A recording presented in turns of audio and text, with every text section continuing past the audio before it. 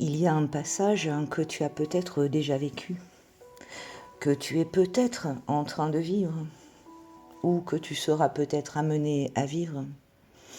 C'est pour cela que je me sens appelée à te partager ce qui suit, simplement comme support potentiellement utile à tout à chacun, tout à chacune.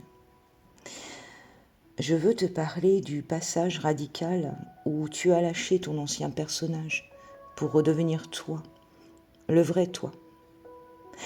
Et plus précisément de ce que cela implique dans ta relation au monde extérieur.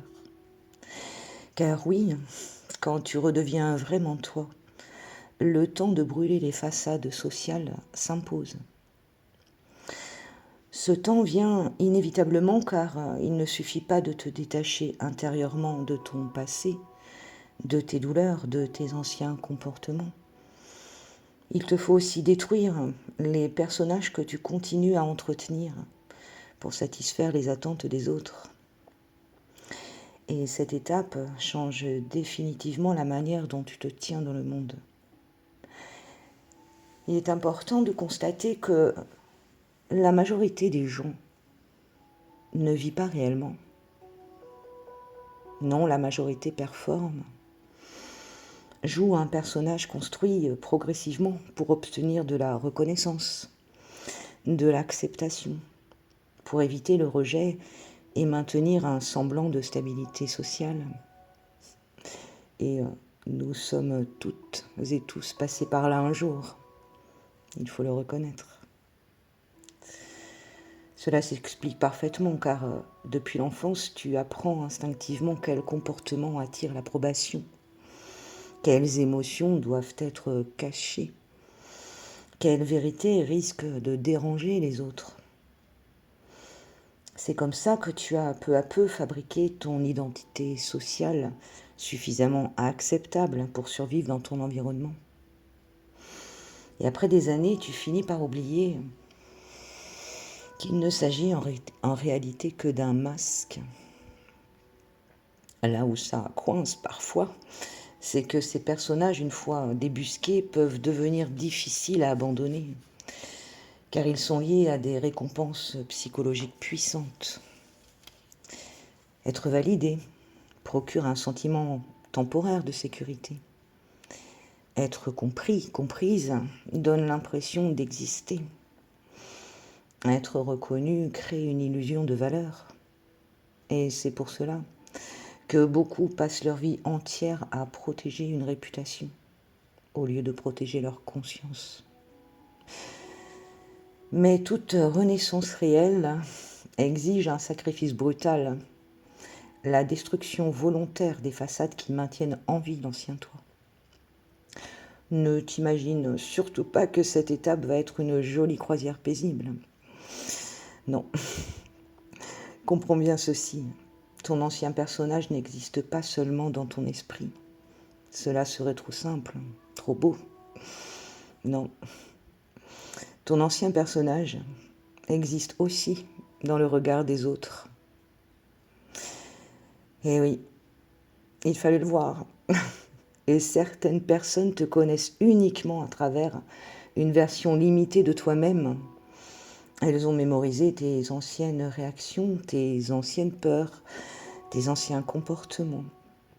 Elles se sont habituées à une certaine version de ton énergie et inconsciemment, elles s'attendent à ce que tu restes fidèle à ce personnage afin de préserver leur propre confort psychologique.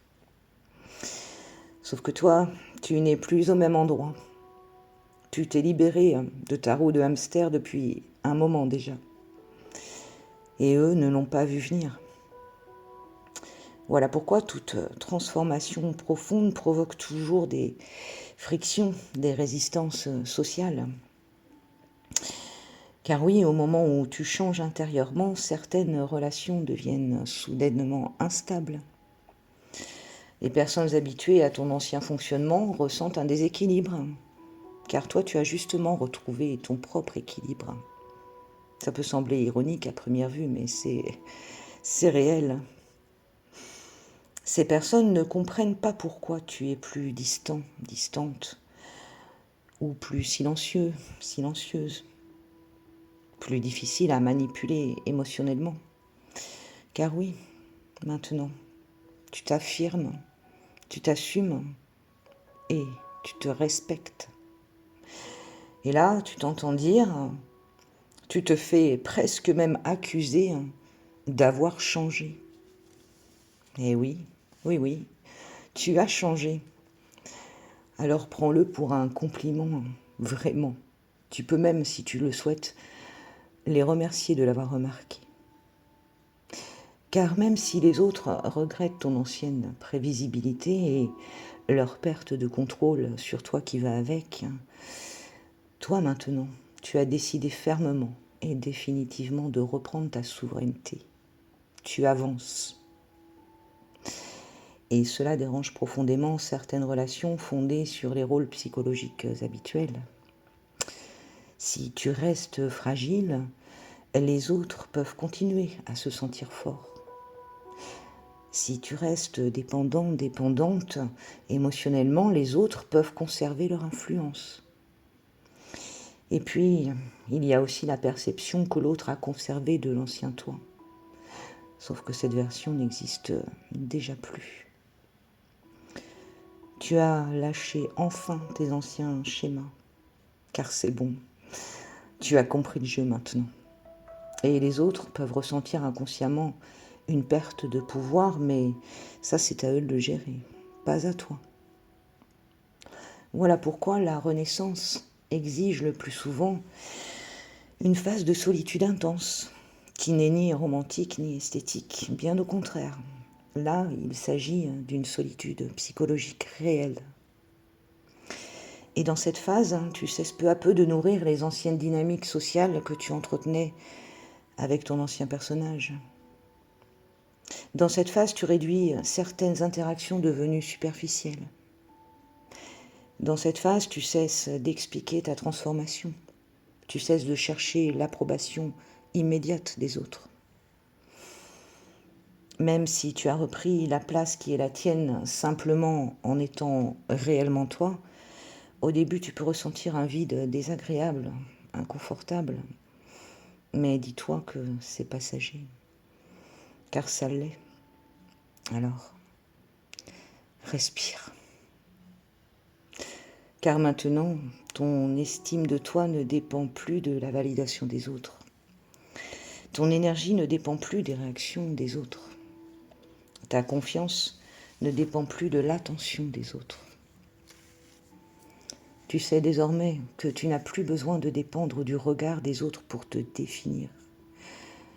Tu te définis toi-même.